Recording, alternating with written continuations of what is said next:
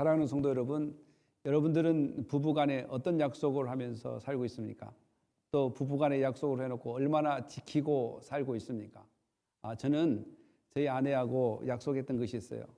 결혼 15주년 되면 우리 그리스에 같이 여행을 가자.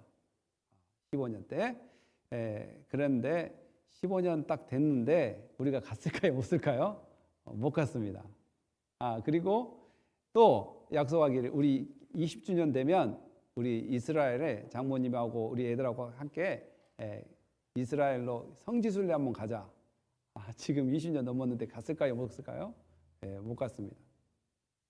이처럼 사람들이 이렇게 약속을 해놓고 지키지 못한 경우들이 많이 있습니다. 그 누구도 어떤 분이 이렇게 이야기합니다. 나는 한다면 약속 한번 하면 나는 지키는 사람이야.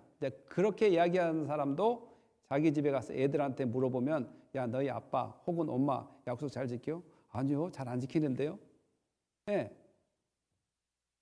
나는 한다면 하는 사람이야 라고 하는 사람도 잘 보면 약속을 100% 못 지키더라는 거예요. 그러면 약속을 100% 지킬 수 있는 분이 누굴까? 오늘 이 베드로는 이 설교를 통해서 그들이 받았던 성령, 이 성령은 그냥 임의적으로 또한 어느 날 갑자기 이렇게 우리에게 부어졌던 것이 아니라 이 성령을 받은 것도 다 하나님께 약속을 하셨다라는 거예요. 약속을 하셨다라는 거예요. 그래서 베드로가 이 설교를 하는 이유는 가장 큰 목적은 사람들이 성령 받은 것에 대해서 술 취했다라고 이야기하기 때문에 아니다, 술 취한 것이 아니다라고 시작한 것이 바로 이 설교가 시작되는 것이라는 것을 우리는 지난주에 우리가 배우게 됐고 알았습니다. 그러면서 오늘 이 베드로는 설교를 통해서 이것은 이미 약속된 것이었다라는 것을 이야기합니다. 여러분, 우리가 이 초대교회의 교부들 혹은 사도들이 어떻게 설교를 했을까 궁금하지 않았습니까? 오늘 이 설교가 사도시대 처음으로 예수님이 승천한 다음에 처음으로 설교한 내용이라고 이야기했습니다. 그리고 사도행전에는 저번에도 이야기한 바와 같이 23편의 설교 혹은 연설문이 있다고 이야기했어요. 베드로가 7편의 설교를 하고 또 바울이 11편의 설교 혹은 연설을 합니다. 그리고 나머지는 야고비 하고 스데반 집사가 하고 아침에도 제가 이야기했습니다. 오늘 이 설교가 끝나고 나서 이 베드로가 이 설교가 끝나고 나서 사람들이 회개하는 역사가 일어나고 회개하는 역사가 일어난 다음에 그들이 세례를 받게 되는데 몇 명이 세례를 받게 되느냐 라고 물어보니까 여러분 몇 명이 세례를 받다고 이야기했어요? 3,000명이 회개하고 세례를 받게 됩니다. 그냥 복음 들은 사람 말고요. 그냥 그 설교만 듣는 사람 말고 설교를 듣고 회개하고 3,000명이 세례를 받았다고 이야기하는 것이죠. 그러면 이제 여러분들이 의문이 생기지 않습니까? 목사님, 그 한갓 그 갈릴리 사는 그 어부 출신 베드로가 설교를 하는데 얼마나 설교가 좋았으면 3,000명이 회개하고 돌아오겠습니까? 근데 목사님 매주마다 설교하는데 도대체 몇 명이 돌아옵니까? 여러분 질문이 생기겠어요? 안 생기겠어요? 생길 수 있어요. 얼마든지 생길 수 있습니다. 그러면 사도행전을 전체적으로 보면 여러분 스데반 집사를 보게 됩니다. 스데반은 정말 설교가 베드로 설교보다 더 깁니다. 더 길어요. 더 논리적이고 역사적이고 또한 적용점이 정확합니다. 스데반 집사가 길고 논리적이고 그 좋은 설교를 했는데 몇 명이 돌아왔을까요? 사람이 돌아오지 않고 돌이 돌아왔어요. 스데반. 돌 맞고 바로 죽게 됩니다. 그러니까 또 바울이 설교할 때 유대인들이 쫓아와서 막 그 해당에서 쫓아냅니다. 그러니까 설교 한 편에 3,000명이 돌아온 것도 있지만 설교 한 편 해가지고 죽는 사람도 있습니다. 또 설교 한 편 하다가 그 동네에서 쫓겨나서 다른 지역으로 급하게 도망가는 경우가 있습니다. 그렇기 때문에 하나님의 역사는 우리가 측량할 수도 없고, 또 설교를 통해서 된 것도 있지만 또 설교를 통해서 오히려 핍박을 받는 경우들이 이 사도행전이 많이 일어납니다. 그래서 어떠한 하나를 가지고 다 평가할 수 없습니다. 설교 잘하면 부흥된다, 이것 맞는 말이지만 꼭 설교 잘하면 부흥된다, 또 이것도 한편으로 이야기할 수 없는 것입니다. 곧 하나님께서 어떤 방법으로 역사하든지 오늘은 우리의 복음 안에서 서서 우리가 순종하는 것이 우리가 해야 될 일입니다. 언제까지 해야 되냐? 주님 오실 때까지 해야 되는 것입니다. 주님 오실 때까지. 사랑하는 성도 여러분, 그런 점에서 오늘 말씀을 통해서 어떤 약속을 이렇게 했는가 라는 것을 통해서 우리가 그 약속 대신 그 주인이 누구인가, 누가 이런 약속을 성취하는 건가, 이게 말씀을 통해서 우리가 은혜를 나누겠습니다. 한번 읽어볼까요? 시작. 다시 그를 가르쳐 이르되 내가 항상 내 앞에 계신 주를 배우시며 나를 요동하지 않게 하기 위하여 그가 내 우편에 계시오더라. 그러므로 내 마음이 기뻐하였고 내 혀도 즐거워하였으며 육체도 희망에 거하리니 이는 내 영혼을 움베 버리지 아니하시며 주의 거룩한 자로 썩음을 당하지 않게 하실 것이미로다. 주께서 생명의 길을 내게 보이셨으니 주 앞에서 내게 기쁨이 충만하게 하시리로다 하셨으므로. 아멘. 항상 설교를 할 때는 그 말의 요지를 뒷받침해 줄 수 있는 그런 증거가 필요합니다. 내가 예수 믿어라 라고 이야기를 한다면 왜 예수를 믿어야 되는가? 무엇에 근거해서 예수를 믿어야 되는가? 그러면 그 근거를 어디서 찾아요? 요한복음 3장 16절에서 찾든지, 이런 사도행전 15장 16절에 찾든지, 이렇게 찾아서 그 말을 뒷받침해야 됩니다. 마찬가지로 베드로도 지금 성령을 받았는데 이 성령의 역사가 바람 같은 소리, 불의 혀 같은 현상, 그리고 방언을 통한 언어의 이해, 여러 나라 방언, 16개 나라의 방언을 이해하는데 이 현상이 어떻게 주어졌는가? 그래서 베드로는 처음에 요엘서 2장 28절과 32절을 통해서 이것은 하나님께서 요엘 선지자에게 약속했던 그 성령을 보내준 것이다. 그래서 자녀들은 애언할 것이고 청년들은 환상을 보고 늙은이들은 꿈을 꿀 것이다 라고 이렇게 했던 그 말씀이 성취된 것이라고 이야기를 해서 요엘서를 사용했습니다. 지금은 두 번째로 다윗의 시편을 사용하는 것입니다. 다윗의 시편. 다윗의 시편 16편 8절로 11절의 내용을 이렇게 베드로가 사용합니다.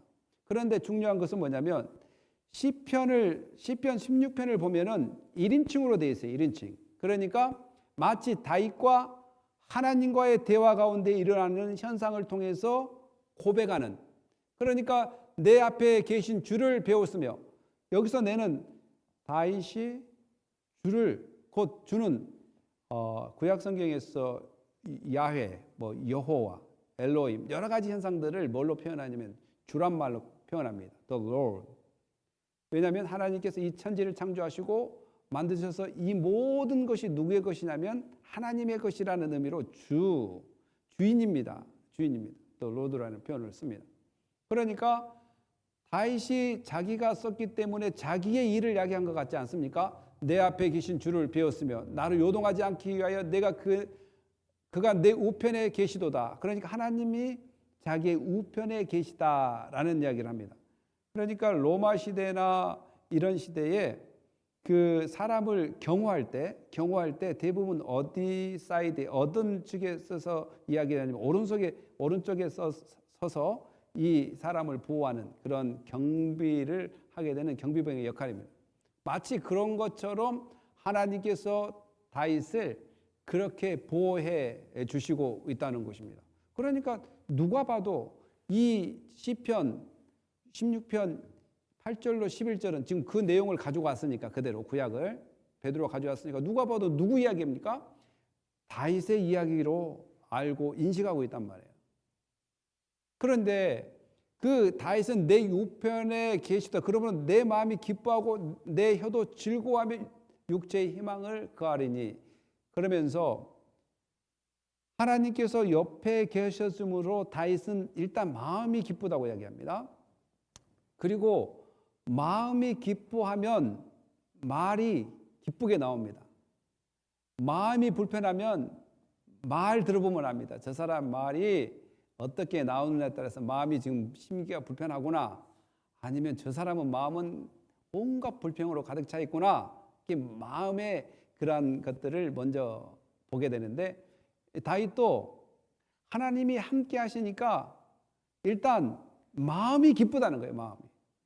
그래서 그 마음이 기뻐하니까 그 말도 즐거운 말이 나오게 되고, 심지어는 그 즐거운 말이 나오니까 이 몸도 좋은 현상으로, 또한 희망을 가진 그러한 육체로 이렇게 가진다는 거예요. 그래서 사랑하는 성도 여러분, 건강의 가장 그 중요한 점이 마음을 평화롭게 하는 것입니다. 마음을 평화롭게. 그럼 이 마음을 어떻게 평화롭게 하느냐? 다윗이 이야기한 것처럼 하나님이 나와 함께 있다는 확실한 믿음, 또한 하나님이 내 오른편에 있다는 그 확실한 믿음이 생길 때 마음이 평화를 얻을 수 있습니다. 그리고 이 마음의 불편한 것들을 예수 그리스도의 이름으로 고백할 때 마음이 평화를 가지게 됩니다. 그래서 이 마음을 다스리고 마음의 평화를 위해서는 먼저 누구에게 가까이 가야 되냐면 하나님께 가까이 가야 됩니다. 하나님께 가까이 가지 않고서는 이 문제가 해결되지 않습니다. 그래서 이 마음과 말과 육체가 고루 건강할 수 있는 그 길이 다윗이 이렇게 경험하게 됩니다. 그런 것들을 지금 이렇게 잘 시편을 통해서 기록했는데, 그것까지만 해도 우리가 이해가 되지 않습니까? 모든 일이 누구나 됐든지 마음이 평안하고, 또한 마음이 평안하면 말이 예쁘게 나오고, 또 예쁘게 나오면 몸이 건강해집니다. 예. 왜냐하면 욕을 하게 되면 여러분이 근육이 긴장하게 됩니다. 그러면 피가 잘 안 통해요. 예. 꼭 그것만 있는 것이 아니라 여러 가지가 있겠지만, 그런데 여기서 어떤 이야기를 하냐면 내 영혼을 음부에 버리지 아니하시며 주의 거룩한 자로 썩음을 당하지 않게 하실 것이미로다. 여기서 문제가 되는 거예요. 여기서. 아니, 그러면 다윗이 분명히 하나님께서 같이 있어서 마음이 편하고 말이 예쁘게 나오고 육체가 이렇게 희망을 갖는 그런 육체였는데, 근데 분명히 썩지 않는다고 했는데 다윗이 죽었단 말입니다. 육체가 썩지 않는다, 음부에 버리지 않는다, 주님께서 생명의 길로 보내셨다, 주 앞에서 내가 기쁨이 충만하게 하시리더라 라는 그런 이 엄청난 시를 썼는데 왜 다윗이 죽었을까? 이 이야기를 계속해서 넘어갔는데 한번 봅시다. 시작. 형제들아, 내가 조상 다윗에게 대하여 단호히 말할 수 있노니 다윗이 죽어 장사되어 그 묘가 오늘까지 우리 중에 있도다. 그는 선지자라 하나님이 이미 맹세하사 그 자손 중에서 한 사람을 그 위에 앉게 하시리라 하심을 알고 미리 본 고로 그리스도의 부활을 말하되 그가 음부에 버리되지 않고 그의 육신이 썩김을 당하지 아니하시리라 하더니 이 예수를 하나님이 살리신지라 우리가 다 이 일의 증인이로다. 아멘. 베드로는 누가 봐도 시편 그 기자는 그 다윗의 그 이야기인 줄 알았는데 성령께서 그 의미가 무엇인지를 깨닫게 하십니다. 그 의미가 무엇인지. 그래서 형제들아, 지금 이렇게 모여있는 그 이스라엘 백성들 앞에서 베드로가 설교를 하면서 형제들아, 내가 정말 우리 조상, 우리가 그렇게 존경스럽게 여기고 그렇게 자랑스럽게 여기고 우리가 이스라엘의 두 번째 왕으로서의 그 이름을 낳는 그 왕을 우리가 다 안다. 내가 담대히 말한다. 이게 성령 충만하면 담대해집니다. 베드로가 지금 담대히 말한다 그럽니다. 다윗이 죽어 장사되어 그 묘가 오늘까지 우리 중에 있도다라고 이야기합니다. 아니 분명히 썩지 않게 한다고 했는데 음부에 썩어지지 않게 한다고 그랬는데 왜 죽었는가? 그래서 성령께서 베드로에게 깨닫게 하셔서 그 이야기는 구약의 시편엔 1차적으로 저자인 다윗에게 연결됐지만 2차적으로 그 의미를 메시아닉, 그 메시아의 그 그림을 나타내 보여줍니다. 메시아의 예언을 나타내 보여줍니다. 그러니까 그 예언 가운데 그 의미를 깨닫게 하신 성령께서 그것은 분명히 다윗에게 이야기한 것이 아니라 예수 그리스도에 대해서 이야기한 것이다 라고 이렇게 이야기합니다. 왜 그러냐면 다윗의 묘가 지금 여러분들이 이제 성지순례를 가보면 그 묘가 그 예루살렘에 있습니다.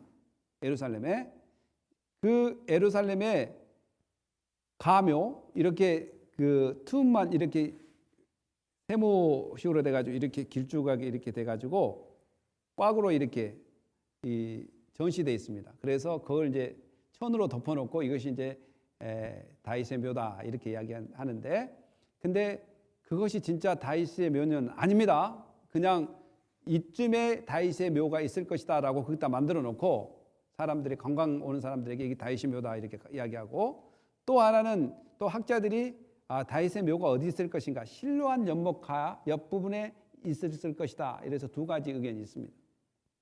이렇든 저렇든 예루살렘 안에 다윗의 묘가 있었다는 것은 이 설교를 듣고 있는 그 당시 사람은 다 알고 있는 사실입니다.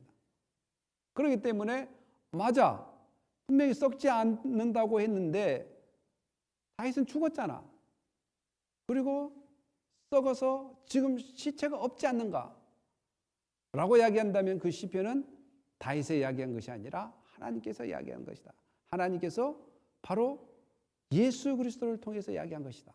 또 하나님께서 바로 그 예수를 이야기한 것이다 라고 이렇게 베드로는 설교하고 있습니다. 그런데 여러분, 다윗은 우리가 잘 알다시피 구약에 보통 목자로 나타납니다. 다윗 그러면. 그리고 다윗은 왕이라는 명칭을 갖고 있습니다. 다윗은 또한 장군으로, 전장에 나가서 싸우는 장군으로 인식되어 왔습니다. 그러나 구약에서 그를 선지자라고 이렇게 언급된 데는 많지 않습니다. 그러나 베드로는 바로 다윗을 뭐로 인식하냐면 선지자는 하나님의 말씀을 선포하는 자고 하나님의 말씀을 예언하는 자입니다. 장래에 이런 일이 있을 것이다. 그래서 베드로는 다윗을 바로 선지자로서 그때 1000년 전에, 이 당시 1000년 전에 썼던, 약 900년에서 1000년 전에 썼던 그 시는 바로 예수 그리스도의 부활을 이야기하는 것이다.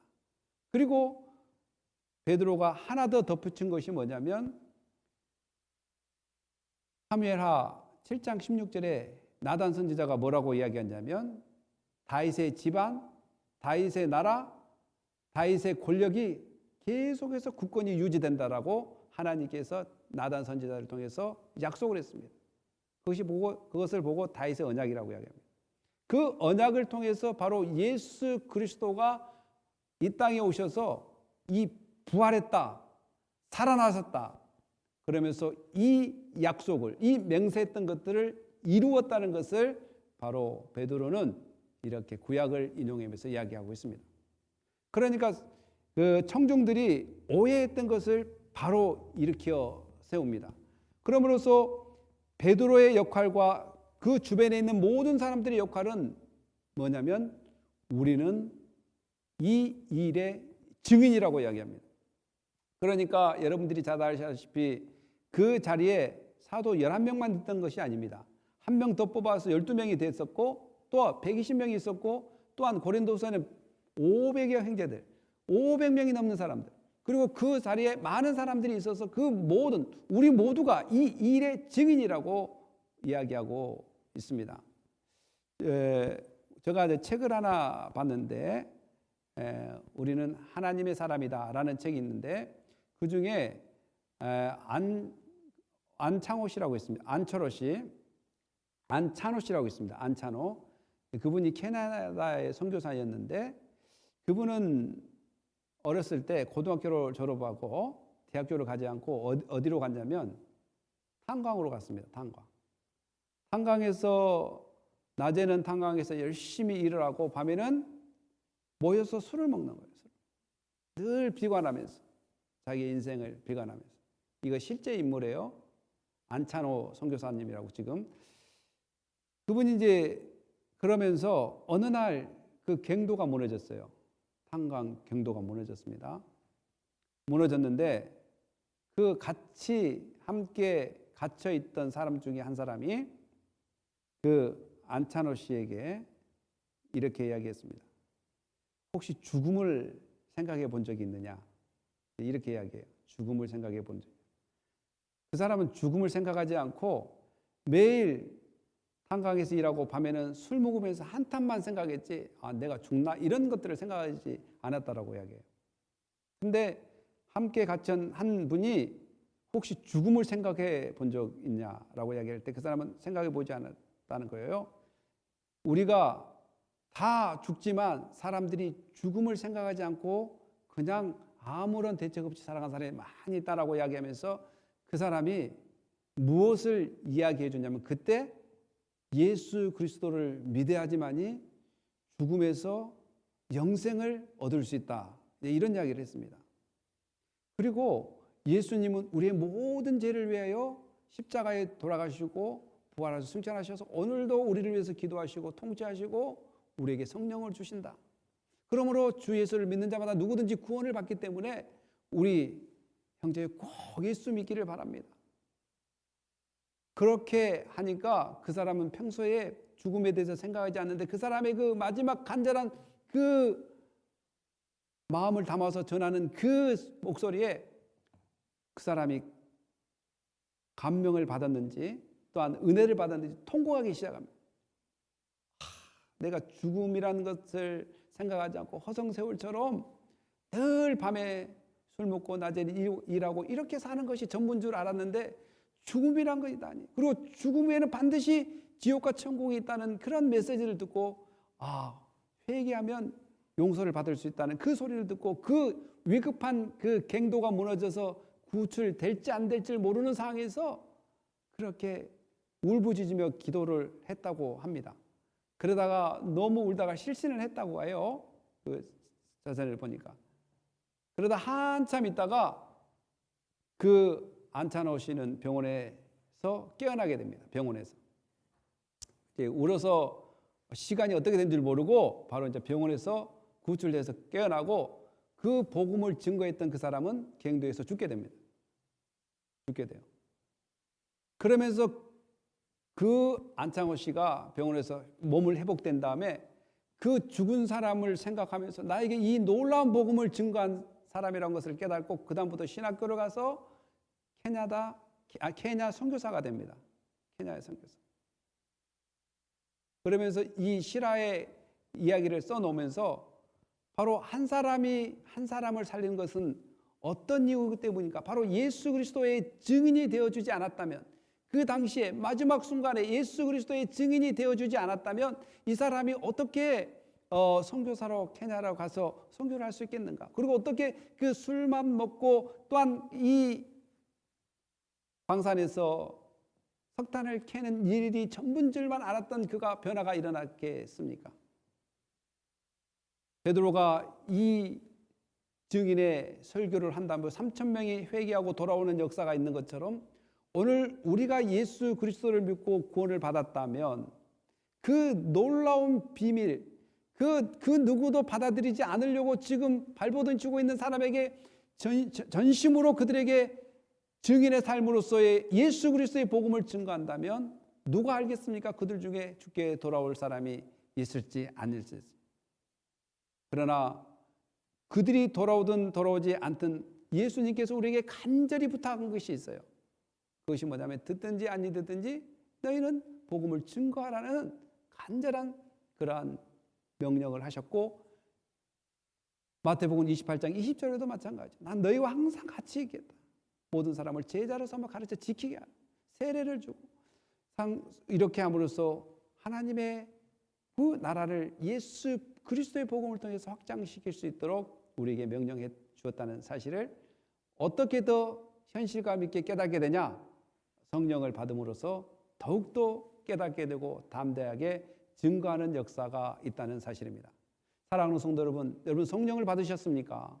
성령이 내 안에 있다면 바로 그 증거 중에 하나가 입을 열기 시작합니다. 그리고 담대히 하나님 말씀을 증거하게 됩니다. 목사님, 저는 아무리 증거해도 한 명도 안 돌아오던데요. 저는 26년 동안 신학 공부하고 복음을 증거해도 전할 때마다 다 돌아왔으면 이 세상 사람 다 전도됐을 겁니다. 그러나 우리가 돌아오고 안 돌아오고의 포커스가 아니라 이 사랑을 증거하느냐 증거하지 않느냐에 우리의 사명이라는 것을 깨닫는다면 여러분들에게 복음을 증거하는 것에 대해서 자유함이 있을 것입니다.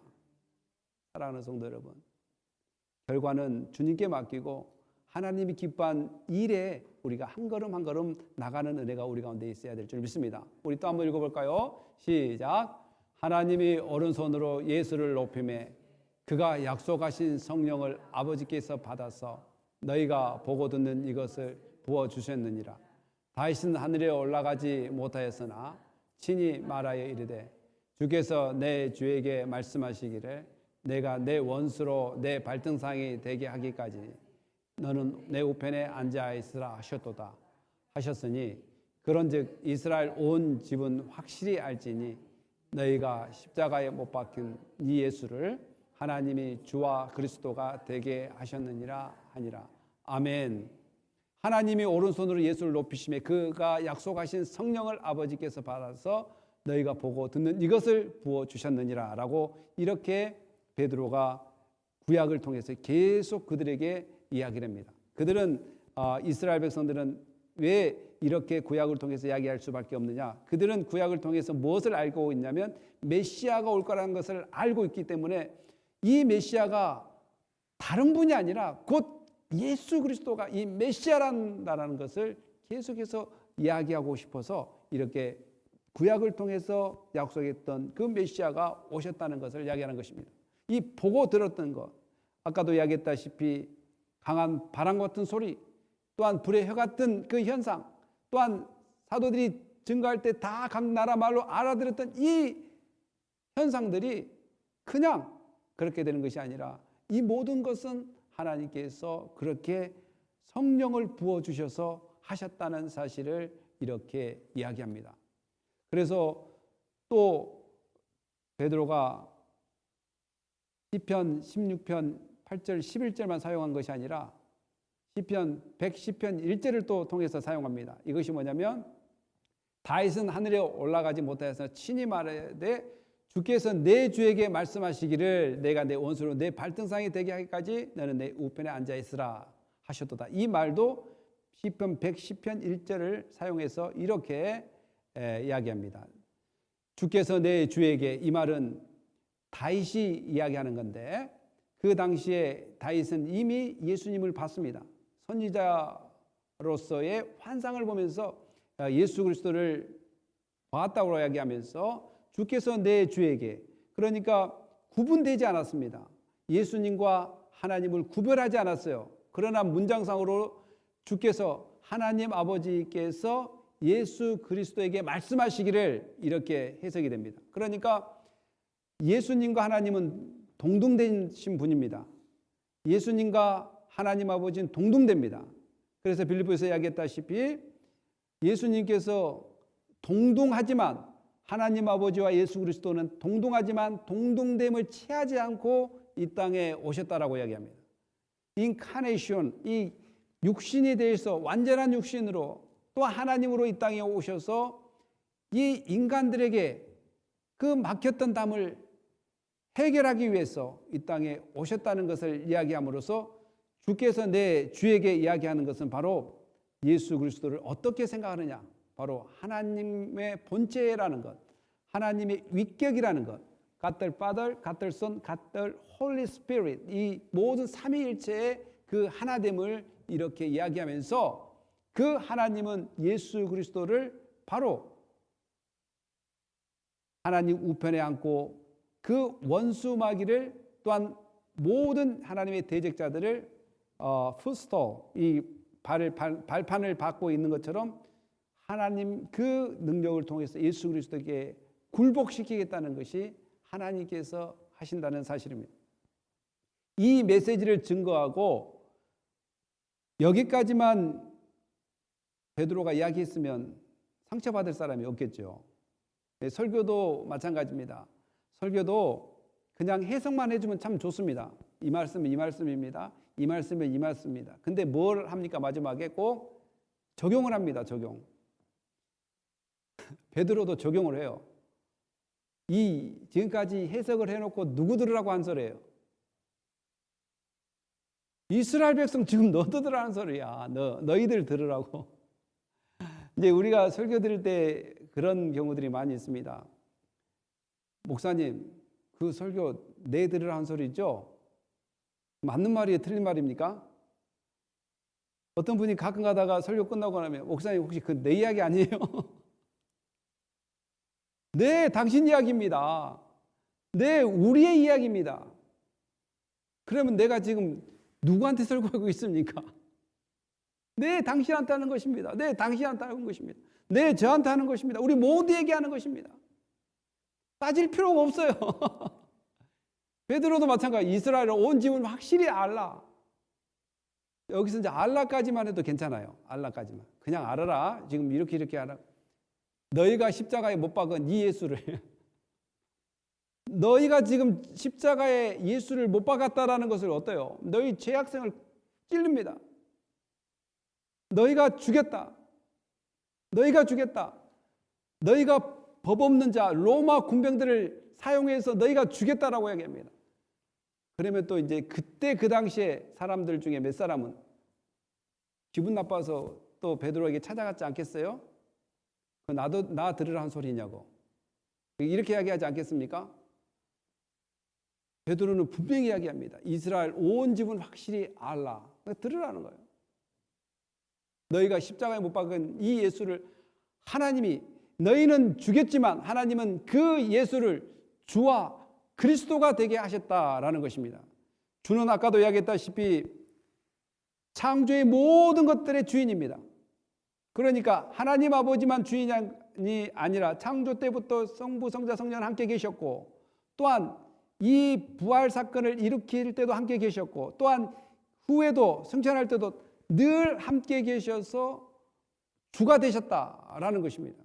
그래서 이제 제가 항상 성도님들에게 이야기하기를 이것을 좀 디테일하게 구분해서 우리가 고백을 하자. 그래서 하나님은 누구신가? 나는 어떤 존재인가? 하나님과 나와 어떤 사이인가를 한번 구분해서 이야기해보자 라고 할 때 저는 질문을 던집니다. 여러분, 하나님이 당신에게 어떤 분입니까? 그러면 우리는 하나님의 자녀라는 것을 누가 뭐라고도 이야기할 수 있어야 됩니다. 여러분들이 예수님의 백성, 예수님을 믿는다면. 그리고 나는 누구의 소유인가? 라고 물어본다면 여러분은 주저하지 않고 이야기해야 될 것은 나는 예수 그리스도의 소유다. 바로 주라는 의미가 그런 의미가 있습니다.